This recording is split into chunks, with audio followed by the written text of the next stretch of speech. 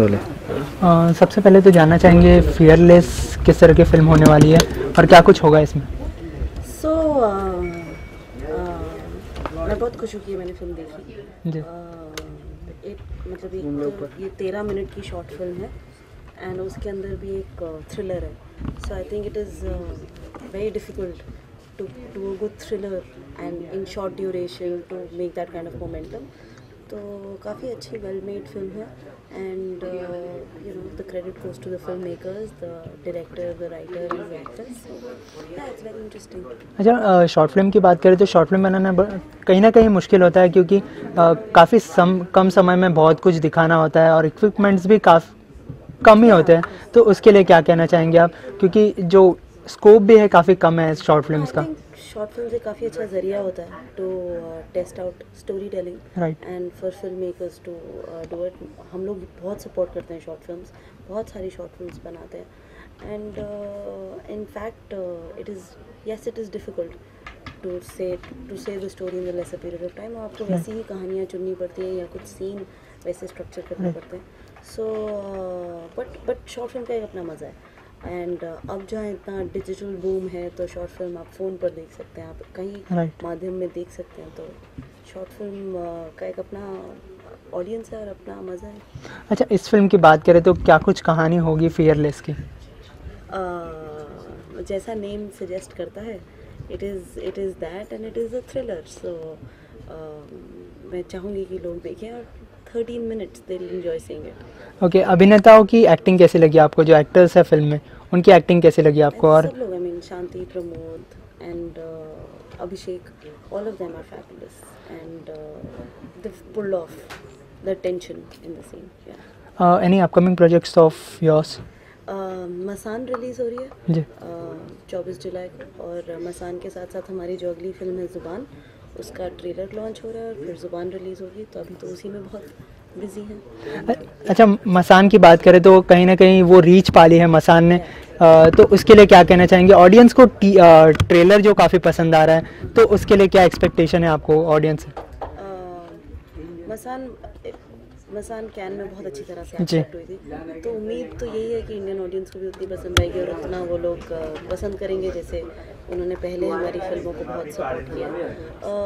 मैं बहुत खुश हूँ कि उनको ट्रेलर पसंद है एंड या fingers crossed for 24 July. Okay, thank you so much and all the best. Thank you. Sorry, एक मिनट।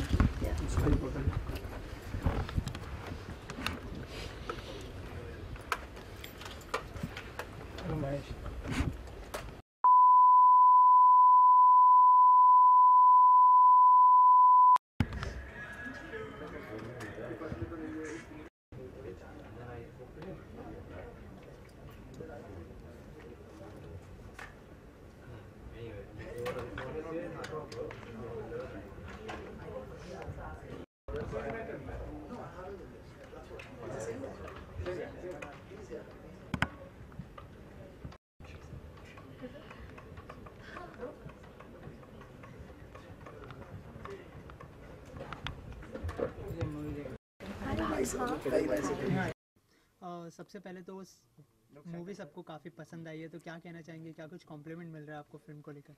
थैंक यू यार, आई थिंक वन सेकंड।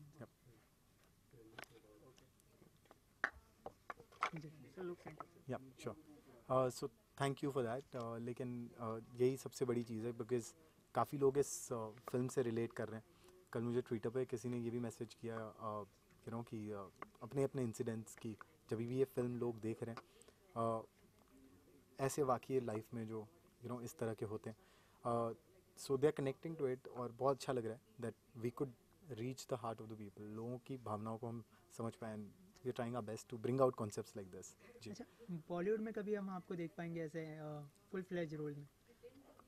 या काम तो सब करना चाहते हैं, मैं भी बहुत यू नो डेस्परेशन से करना चाहता हूँ एंड कर ही रहा हूँ। लेकिन अभी मैं एक यू नो चीज़ पर निकला हूँ कि तब तक मैंने एक ज़िम्मा लिया है ऑफ डूइंग 47 शॉर्ट फिल्म्स और मुझ जैसे लोग जो टैलेंटेड भी है और साथ में जो काम सच में करना चाहते हैं, हम सारे मिलकर एक के बाद एक कहानियाँ कर रहे हैं, लिखी जा रही हैं, डायरेक्ट हो रही हैं।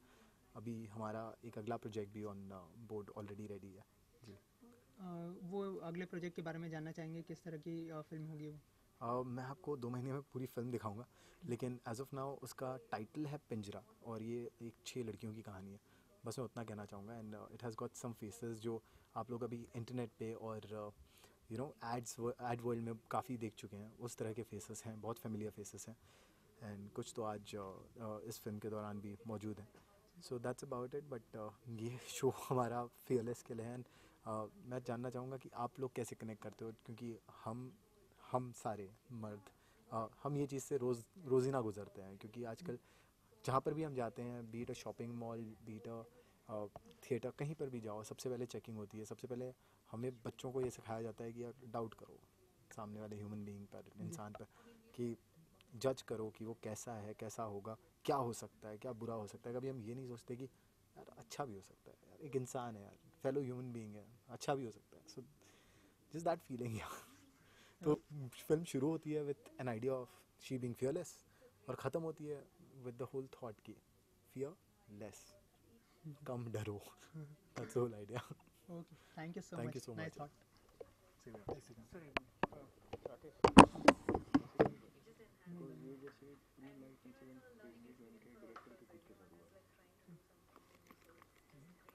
उन लोगों को जैसे हम लोग कर लेते हैं।